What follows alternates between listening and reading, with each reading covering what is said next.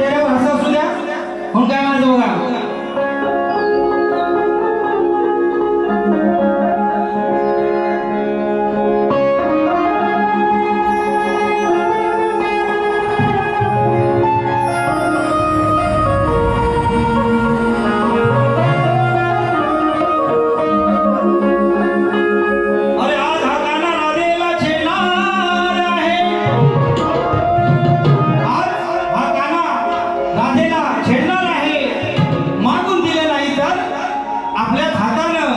ओढणार आहे, आपल्या हातानं ओढणार आहे.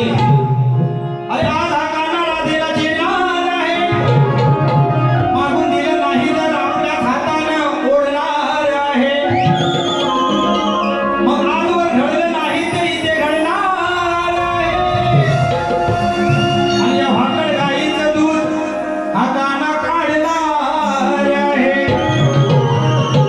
वयाने मोठी आहे दादा, विषय काय लक्षात असू द्या.